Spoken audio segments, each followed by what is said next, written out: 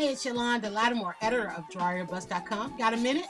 Then you've got time to get the buzz from DryYourBuzz.com. Thanks so much for following us online and around Atlanta. We got out to check out the Taste of Alliance. Now, this is where Alliance Theater gives us a preview of their upcoming season, some great shows. After which, some of Atlanta's best restaurants gave us a taste of their menu.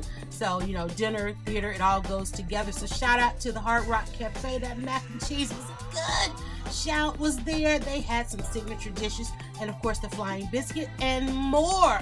That's where we'll be Sunday matinees. Great season, guys. Can't wait. Now, for those of you that got a chance to come out to the second Vlogging for Business, well, as you can see, we kind of outgrown the space. Here's a sneak peek of the new home, Vlogging for Business and Nonprofits. We're moving upstairs, so shout out to Operation Hope and, of course, their Cyber Cafe.